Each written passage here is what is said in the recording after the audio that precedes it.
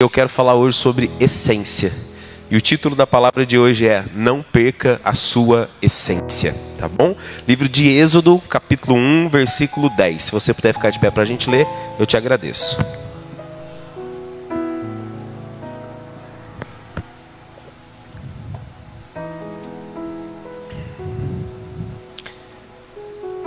Quem achou, quem vai ler no telão, diga amém. Precisamos tramar um plano para evitar que se tornem ainda mais numerosos. Se não o fizermos e houver guerra, eles se unirão a nossos inimigos e lutarão contra nós e depois fugirão desta terra. Assim os egípcios nomearam capatazes para dirigir o trabalho do povo. Sob opressão, os israelitas construíram Pitom e Ramsés, duas cidades que serviam de centros de armazenamento para o faraó. Porém, quanto mais eram oprimidos, mais os israelitas se multiplicavam e se espalhavam, e mais preocupados os egípcios ficavam. Por isso, os egípcios os forçavam com crueldade a trabalhar pesado. Tornaram a vida deles amarga, obrigando-os a preparar argamassa, produzir tijolos e fazer todo o trabalho nos campos. Eram cruéis em todas as suas exigências. O faraó, rei do Egito, deu a seguinte ordem às parteiras hebreias, Sifrá e Puá: quando ajudarem as hebreias a dar à luz, prestem atenção durante o parto. Se for menino, matem o bebê. Se for menina, deixem que viva. Mas as parteiras temiam a Deus e se recusaram a obedecer à ordem do rei. Assim deixaram os meninos viver. Então o rei do Egito mandou chamar as parteiras e lhes perguntou: por que fizeram isso? Por que deixaram os meninos viver?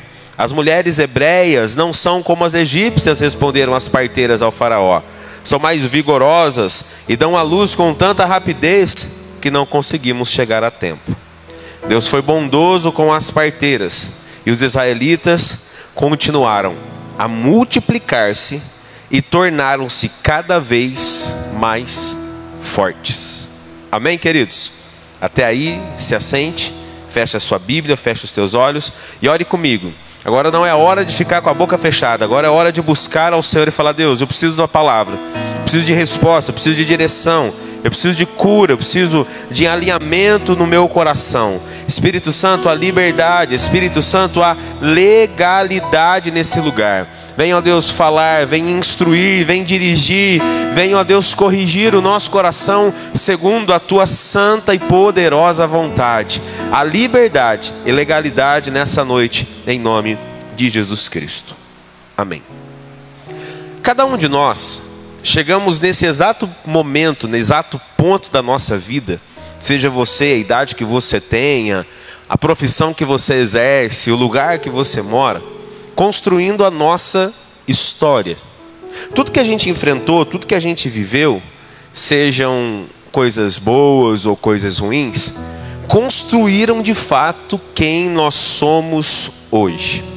Ao longo dessa trajetória, ao longo dessa caminhada, em algum momento a graça de Cristo nos alcançou. O amor de Cristo invadiu o nosso coração. Alguém falou algo para nós que nos fez querer saber mais sobre Jesus. Alguém fez um convite para nós. Alguém nos levou à igreja. Talvez você foi criado dentro da igreja, porque hoje a gente já tem uma geração de pessoas criadas, nascidas dentro da igreja, né? Eu sou fruto dessa geração que nasceu e cresceu dentro da igreja. Eu sempre brinco que meu maior testemunho foi nunca ter desviado, né? Nunca ter saído da presença do Senhor. Mas teve um momento da minha vida que eu tive um encontro com Jesus de fato, e que a graça me alcançou, porque muitas vezes eu estava na igreja, eu cultuava, eu conhecia a palavra, mas eu ainda não tinha me envolvido de uma forma ainda mais profunda com a graça. Então, na minha trajetória de vida, teve um tempo, um momento específico, que a graça me alcançou e entrou na minha vida. E a partir do momento que nessa história de vida, a gente encontra Jesus e a graça dele entra no nosso coração, tudo começa a ter um sentido diferente.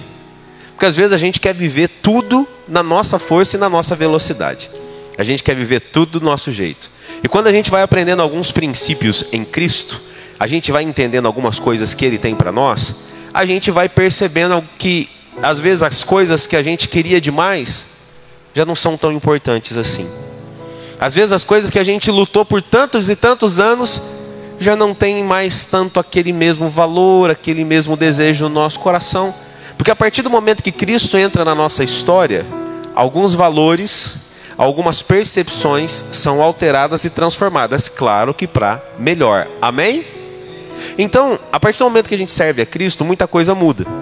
E a gente começa a receber dentro de nós uma palavra que vai gerando em nós um depósito. Nós nos colocamos diante dele como vasos para sermos cheios. E esse depósito da palavra que a gente vai recebendo se transforma em nós a nossa essência. Quando a gente caminha sem Cristo, o que constrói a nossa essência são simplesmente os resultados e desejos que a gente tem de conquistar e alcançar as coisas lá fora. Se você fala com uma pessoa que não tem um princípio cristão na vida dela, geralmente ela está preocupada com duas coisas: dinheiro e festa. Na maioria dos casos é dinheiro e festa. Dinheiro e curtir. Dinheiro e aproveitar. Quando a gente fala com alguém que tem princípios cristãos, e a gente entende que deve ser assim, a gente vai perceber que no coração de alguém que tem o princípio de Cristo, a visão já é diferente. A prioridade é servir a Cristo, é honrar ao Senhor, é cuidar da família, é buscar as coisas espirituais.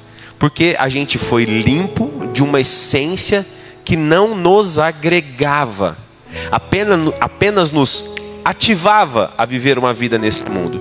As pessoas lá fora, elas são ativadas pelo desejo, pelo consumo, pela vontade, pelos seus próprios ideais.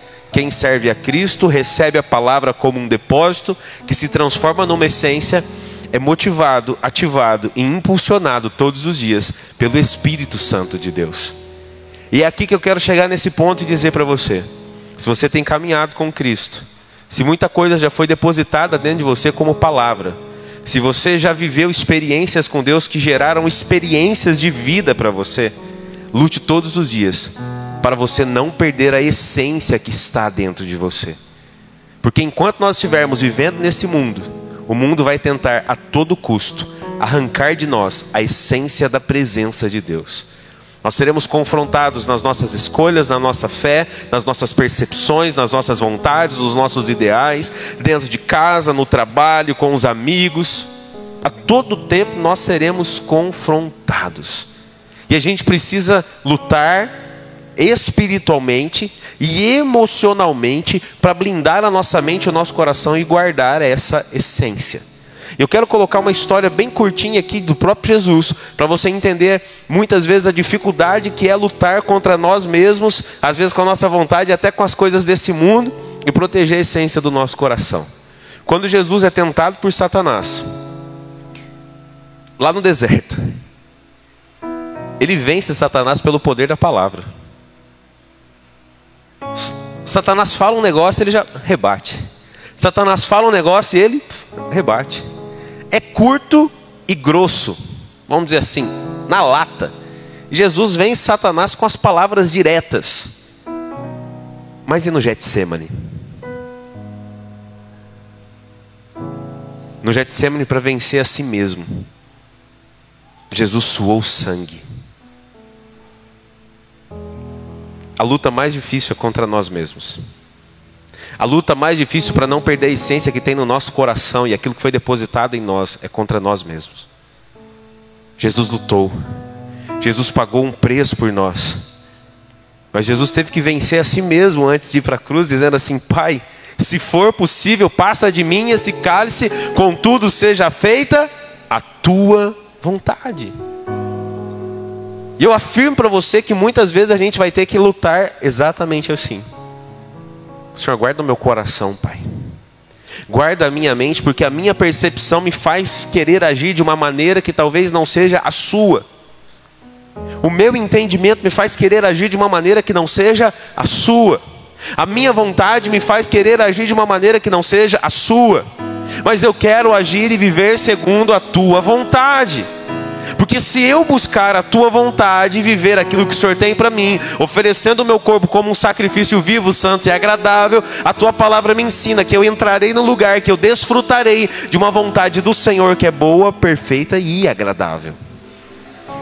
E a gente precisa blindar o nosso coração e guardar a nossa essência. porque nós seremos confrontados. Então, sejam momentos bons ou momentos ruins, a gente precisa continuar lutando eles, firmados na palavra de Deus. É claro que, talvez se antes nós tivéssemos mais sabedoria da palavra, a gente teria evitado algumas dores de cabeça, a gente teria evitado alguns problemas. Mas a gente precisa entender que o passado ficou para lá. E a gente não pode se remoer, talvez, pela falta de sabedoria que a gente teve, pela inexperiência que a gente teve. Porque tudo nos forjou e tudo nos trouxe aqui. E a gente precisa continuar olhando para frente. A gente precisa continuar olhando para o Senhor. Porque talvez alguém olhe para você hoje e não tenha ideia do preço que você já pagou, de tudo que você já passou, do sofrimento, das alegrias, das renúncias, do trabalho, da dedicação. As pessoas olham aquilo que está aparente, mas só nós conhecemos a essência do nosso lar, só nós conhecemos a essência da nossa casa. Já ouviu alguém dizer sobre alguém ou até sobre você: puxa, do nada você conseguiu isso? Do nada. E ninguém às vezes sabe o tamanho da história, o tamanho do preço que foi pago para esse do nada acontecer. Porque as pessoas sempre vão desejar o bônus e nunca o preço que tem que se pagar.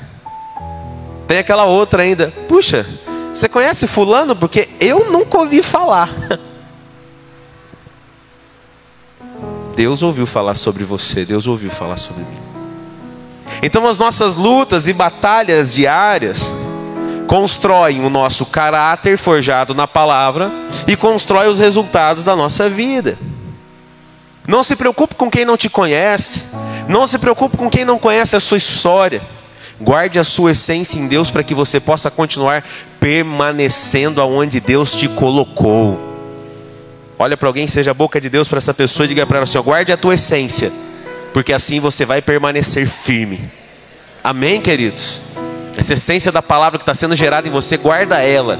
Não deixa que as pessoas roubem essa essência, não deixa que as lutas roubem essa essência, não deixa que perdas aparentes roubem essa essência. Mantenha essa essência guardada, guardada assim no íntimo do seu coração.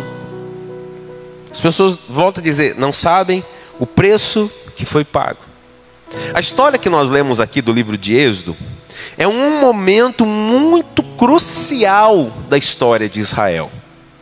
Porque a Bíblia diz que subiu ao trono um faraó que não conhecia José. Eu não sabia quem era José, mas Israel sabia quem era. Se ele não sabia quem era José, ele não conhecia a história de Israel. Ele não conhecia a história da promessa de Deus dada a Abraão. A multiplicação de Israel, que estava acontecendo nas terras do Egito, era a confirmação da promessa de Deus dada ainda a Abraão. Daquele homem que Deus disse para ele: olha, conta as estrelas do céu, conta a areia da praia. É possível? Não, não é. Então assim será a sua descendência. Mas o faraó que sobe no trono não sabe da história, não sabe o preço que foi pago por Abraão, por Isaac, por Jacó, pelo próprio José. E quando ele sobe no trono e não conhece a história, ele se incomoda. E eu preciso te dizer isso aqui, queridos. Muita gente às vezes se incomoda com as tuas conquistas porque não sabe a tua história. E aí vai atacar você, vai atacar a tua essência, vai atacar a tua fé, vai às vezes atacar a tua moral, o teu caráter. Porque não conhece a tua história, não sabe o preço que foi pago, não sabe as palavras que você recebeu, não sabe o que você vive na intimidade, só olha para o teu resultado e se acha no direito de dizer que talvez você nem é digno dos seus resultados, da bênção que Deus tem derramado sobre a sua vida. Então, por não conhecer a história, esse faraó se posiciona contra. Mas mal sabia ele que havia uma palavra e uma promessa liberada. E quando nós temos uma palavra, uma promessa liberada, e a gente caminha debaixo dessa palavra, pode tudo se levantar. e ainda assim não prevalecerá contra a nossa vida. E ele tenta. E o que ele faz? Ele escraviza. Ele humilha. Ele aprisiona o povo de Israel e os força a trabalhar de forma escrava, construir cidades, trabalhar na lavoura. E eles estavam ali sujeitos àquela situação, mas clamando a Deus, dizendo: Senhor, nos tira desse lugar. Senhor, nos tira desse lugar de escravidão. Nos tira desse lugar onde nós temos sido oprimidos. A gente mesmo em meio à luta, a gente nunca pode se esquecer de quem nos sustenta. Mesmo em meio às perseguições, a gente não pode se esquecer de quem nos sustenta. Se nós vivermos tempos de bonança, nós não podemos nos esquecer quem nos levou lá. Se vivermos tempos de escassez, tempos de dor, de perdas e dificuldades, não podemos nos esquecer quem está conosco. Nunca se esqueça que é Deus quem sustenta a sua vida. Nunca se esqueça desse princípio, que se você conseguiu algo na sua vida, através da história que foi escrita, não foi pela força do seu braço, foi porque a mão do Senhor estava sobre a sua vida. Porque o Senhor te sustentou, porque o Senhor te guardou, porque Ele abriu portas que você nem imaginava.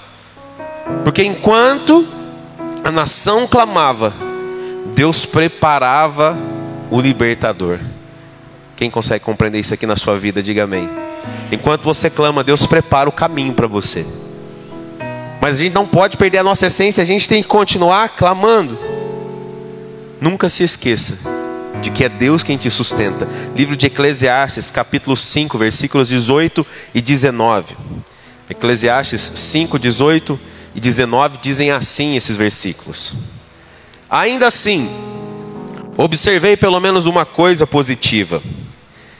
É bom que as pessoas comam, bebam e desfrutem os resultados de seu trabalho, debaixo do sol, durante a vida curta que Deus lhes dá, e a aceitem a parte que lhes cabe. Também é bom receber de Deus. Receber de quem? Diga comigo, de Deus. Riqueza e boa saúde para aproveitá-la. Alegrar-se com o seu trabalho e aceitar a parte que lhe cabe na vida são, sem dúvida, presentes de Deus. Nunca se esqueça disso. Não perca essa essência. Então fique firme quando te criticarem, fique firme quando te apontarem, fique firme quando se levantarem contra você, porque as pessoas podem não conhecer a sua essência e a sua história, mas aquele que está com você, aquele que te forjou, aquele que construiu tudo em você, sabe exatamente o porquê que você está vivendo isso. É preciso manter a nossa essência viva diante do Senhor, acesa em Deus. Faraó tentou escravizá-los, diminuí-los, oprimi-los, mas quanto mais oprimia, quanto mais perseguia, mais eles cresciam. Quem recebe essa palavra em nome de Jesus? Pode bater, pode oprimir, pode perseguir, porque ali é a especialidade de Deus para nos fazer viver milagres. Nós não vamos perder a nossa essência, ela vai continuar em Deus.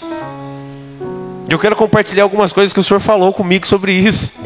Falou: caminhe por essa estrada aqui, que se você conseguir caminhar, você vai manter guardada a essência que tem sido depositada sobre a sua vida. Uma das coisas que o Senhor falou comigo: eu tenho que crer que os planos de Deus jamais se frustrarão. Quando eu creio todos os dias que aquilo que Deus falou a meu respeito vai se cumprir, irmãos, meu coração está guardado nele. Faraó se levantou contra Israel, oprimiu, não deu certo. Subjugou, não deu certo, porque ele não conhecia a promessa, ele não conhecia a palavra, mas Israel conhecia, Israel tinha uma palavra. As pessoas podem não conhecer o que Deus tem feito na sua vida, podem não saber quem é o teu Deus, mas se você sabe, se você conhece, continue crendo na palavra, nos planos de Deus para você. Por isso que Israel clama por libertação, porque sabia que Deus havia liberado uma palavra. Pastor, mas mesmo eles tendo uma palavra, eles tiveram que enfrentar um tempo de escravidão, um tempo de opressão. Tiveram que passar por tudo isso, enfrentaram. Passaram por situações para mostrar para mim e para você mais uma vez que esse mundo é um mundo de aflições. Servir a Deus não nos isenta de aflições, nos socorre em tempos de aflição, nos livra em tempos de aflição. A nossa fé apontada para o Senhor nos livra em tempos de aflição. Uma outra coisa que Deus falou no meu coração: nunca se afaste do propósito. Nunca se afaste do propósito que Deus trouxe no seu coração. Não negocie o seu propósito, não se venda. Deus confirmou, Deus falou algo com você, não se venda, não se renda. Não. Irmãos, eu já contei aqui em treinamento de liderança, já falei, já devo ter falado no altar um monte de vezes. Eu por muitos anos achei que eu ia viver de música na minha vida, que eu ia sair por aí tocando. Eu me preparei para isso. Mas quando eu entendi que não, peraí, a música faz parte da sua vida, mas você vai ser pastor. Eu comecei a orar. Falei, então é isso? Vou me preparar para isso. Falei, então o senhor manda os músicos na igreja, eu toco se precisar. Hoje eu já nem toco, nem aqui nem lá mais, irmãos. Graças a Deus que Deus enviou. E hoje eu posso focar totalmente no meu ministério pastoral, amém, queridos? Por quê? Porque foi uma escolha. Você acha que não chegam ofertas? Você acha que não chega... Trabalhei muitos anos na área de representação. Vira e mexe tem alguém me ligando, irmãos. E com propostas tentadoras. Vem. Não vou. Senhor, cala a boca dele, Senhor Jesus. Irmãos, é coisa que você fala com Deus assim: vou só um aninho, pode? Não. Tá bom, Senhor, tá bom. A gente tem que saber o que a gente quer. A gente não pode negociar o nosso propósito de vida. Você tem que saber o que você quer. Quando você não negocia o seu propósito, você guarda a tua essência. Porque você sempre vai se conectar com pessoas que fortaleçam isso dentro do seu coração. Deus te indicou um caminho, Deus mostrou para você, não negocie o propósito. Mesmo sendo escravizados, subjugados, humilhados, eles sabiam quem eles eram. A nação escolhida pelo Senhor. Eles eram os filhos da promessa. Você consegue compreender isso comigo em nome de Jesus? Diga para si mesmo, diga assim: que eu nunca me esqueça quem eu sou diante do Senhor. Amém? Nunca se esqueça quem você é. Outra coisa que Deus falou no meu coração: decida crer, mesmo em meio a todas as impossibilidades.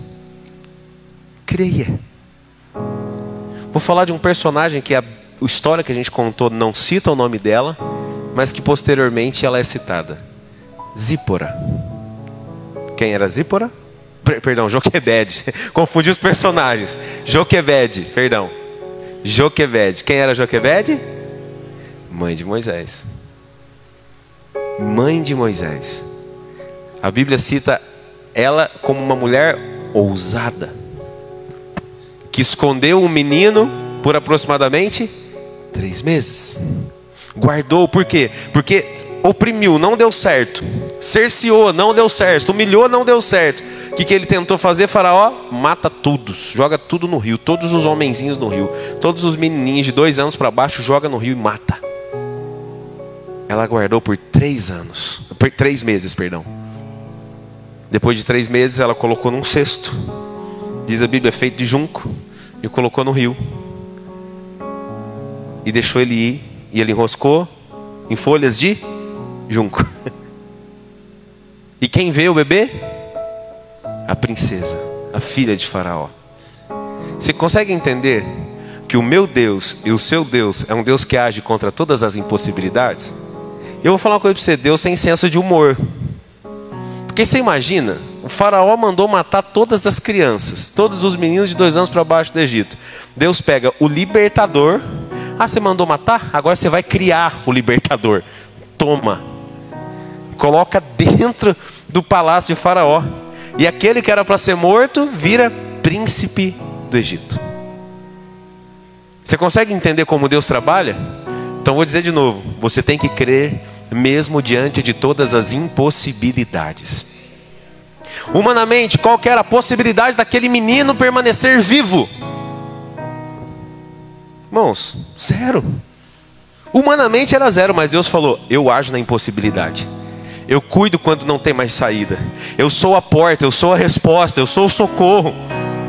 Quando a gente crê mesmo em meio às impossibilidades, a gente olha e fala, Senhor, eu não tenho o que fazer, mas ainda assim eu continuo acreditando. Deus age. Porque a gente está guardando a nossa essência. A gente não está permitindo que essas impossibilidades firam a nossa fé, firam a nossa essência. Venham nos fazer desistir.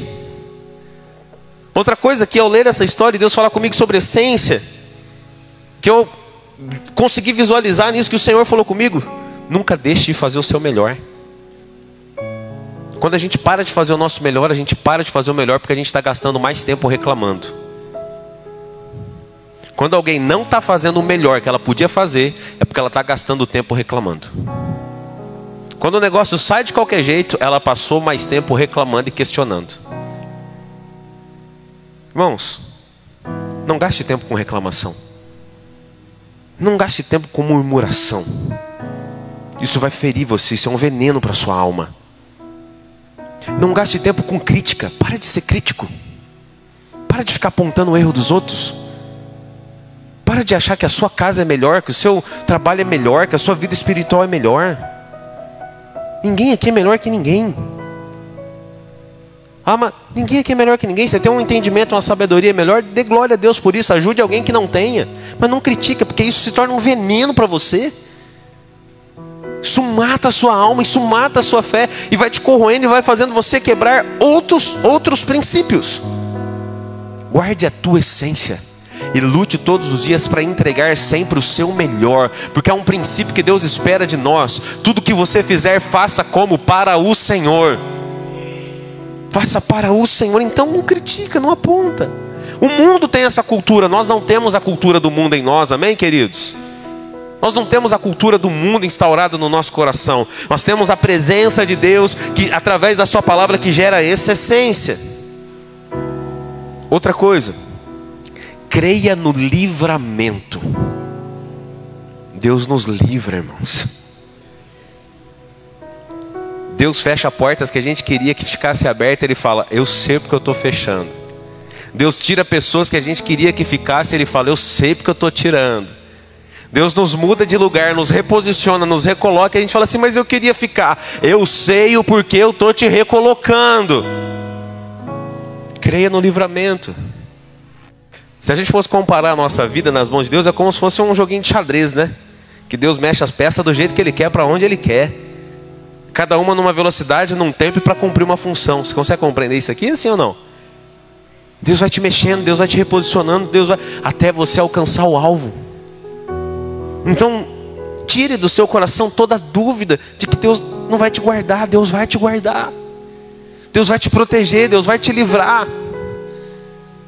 Está com a tua vida em Deus, está confiando, está declarando, Deus vai livrar você.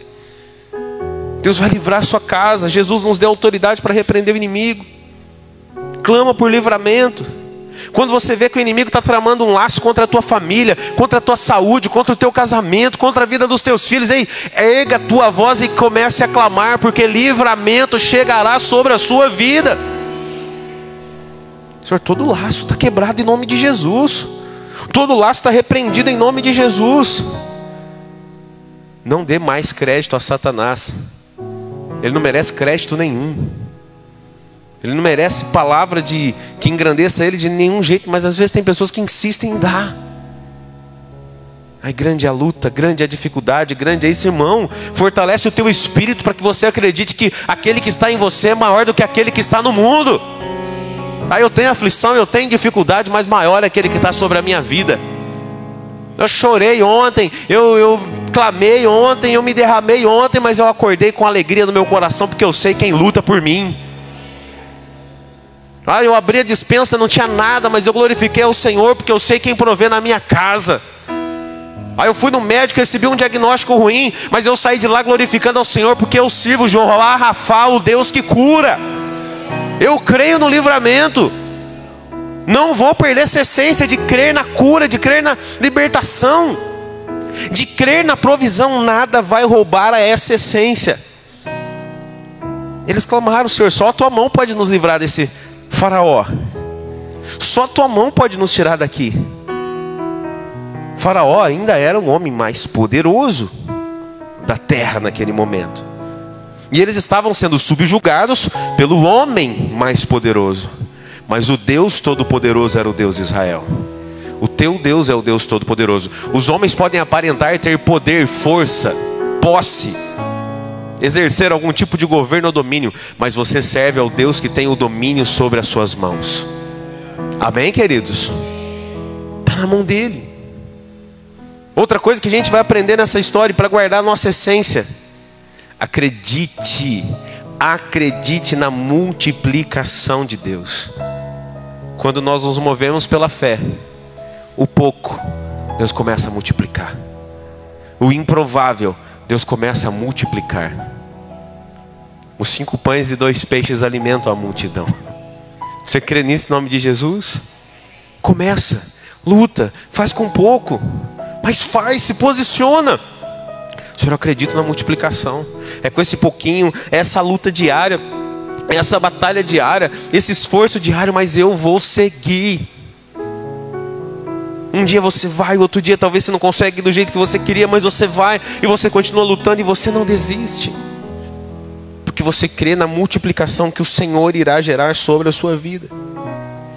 Não acredite na multiplicação segundo os padrões do homem. Acredite na multiplicação segundo os padrões de Deus. Aquele Deus que prospera 30, 60 e 100 vezes mais. Senhor, fidelidade. Senhor, meu coração está no teu altar, minha vida está no teu altar. Eu te engrandeço, eu te exalto. Outro ponto importantíssimo: vença o seu eu. E volto a falar o que eu falei sobre Jesus. Talvez esse seja o seu maior desafio: vencer a si mesmo, vencer o desânimo, vencer o cansaço. O tempo mudou, já não dá uma vontade de ficar em casa, irmão? Sim ou não? Irmãos, hoje a hora que o relógio despertou e eu levo o André na escola cedinho, né, 6h20, eu tinha que sair, deixar o André na escola e já ir para dar tempo de chegar lá. Confesso com vocês que eu falei assim: ah, meu Deus, essa chuvinha. Ah, acho que eu não vou não. Acho que eu vou ficar em casa. Mas a gente sabe que é necessário se pagar um preço quando você quer alcançar novos níveis. Quando você tem uma palavra, então você tem que vencer a si mesmo. Muda o tempo, a gente já quer ficar em casa encolhido, é muito fria, você quer tomar sopa, caldo, fica lá debaixo da coberta, fica lá. Irmãos, ei, toma sopa na hora que acabar o culto, chama o pastor que eu gosto de sopa também. Vou junto lá, irmão. Mas vem pro culto, adora Jesus, celebra Ele, renda a Ele adoração, vença o seu eu, vença todo medo, todo desânimo, seja firme e constante. Ai, pastor, mas eu creio de noite, de manhã eu já desanimo. Eu creio na hora da palavra, mas aí depois eu saio do culto, eu olho na minha conta bancária, eu falo: ixi, moiou. Deixa eu dizer um negócio que Deus tem trabalhado comigo. Isso aqui Deus tem trabalhado no meu coração. Você nunca vai ter o recurso suficiente para fazer tudo que Deus está plantando no seu coração. Você vai viver da provisão. O senhor plantou um sonho, recurso eu não tenho, eu só vou botar o pé lá. Eu vou andar. Seja Pedro. Bota o pé e fala: eu vou andar nessa água aqui. E aprenda o seguinte: tão importante quanto andar sobre as águas é clamar por socorro a hora que a sua fé der uma balançada. Porque a hora que a água começou a afundar Pedro, Pedro falou: o que? Jesus, me socorre. Já tomou uma dura de Jesus, um homem de pequena fé, mas voltou porque Jesus estendeu a mão. Então é sobrenatural andar sobre as águas? Mas é ter um caráter curado, tratar de dizer: Senhor, me socorre, que aqui eu já não estou dando conta mais não, Senhor. Vença a si mesmo e continue caminhando debaixo dessa palavra. Continue acreditando naquilo que Deus vai gerar. Para executar tudo aquilo que Deus plantou no seu coração, manter a sua essência, colocar os projetos que Deus colocou no seu coração em prática, a maioria das vezes você vai ter só a fé. E você vai precisar seguindo, vencendo pela fé o seu eu. E a última coisa que eu quero compartilhar com você: decida, em toda e qualquer situação, ser um adorador que engrandeça o nome de Jesus. Nunca perca essa essência. Nunca perca a adoração no seu coração. A adoração é mais que uma canção. A adoração é uma entrega profunda. É um coração rendido no altar. Um adorador, ele não consegue sair de casa sem orar. Ele não consegue colocar uma comida na boca sem agradecer. Ele não consegue pegar uma estrada sem entregar nas mãos do Senhor. Ele não consegue entrar num lugar sem engrandecer a Jesus. Sei o estilo de vida de um adorador, que entrega uma vida sem reservas, um coração totalmente quebrantado, que queima pela presença, que é apaixonado pela presença de Deus. Sabe que você já acorda de manhã, você sabe das suas responsabilidades, você sabe do seu compromisso. Meu irmão, você fica lá conectado com o Senhor. Volto a dizer uma coisa que eu já disse, é claro que você tem pessoas que exercem muitos trabalhos, precisam de concentração, claro. Mas o seu coração está conectado direto com o Pai, amém, queridos? Seu coração está conectado direto com o céu. Decida ser um adorador em qualquer situação. Porque quanto mais te oprimirem, quanto mais te perseguirem, quanto mais coisa o mundo achar que deu errado, vai acontecer como Israel. Você vai crescer mais em nome de Jesus. Você vai ter mais multiplicação em nome de Jesus. E Deus vai levantar pessoas para cuidar de você. Assim como as parteiras que não mataram os meninos, mas protegeram eles, Deus vai cuidar de você. E ainda que perdas aparentes estejam chegando, Deus está preparando um outro caminho para trazer libertação sobre a sua vida. Não perca a sua essência. Mantenha ela viva, focada no nosso Deus, nosso eterno Pai. Vamos orar em nome de Jesus?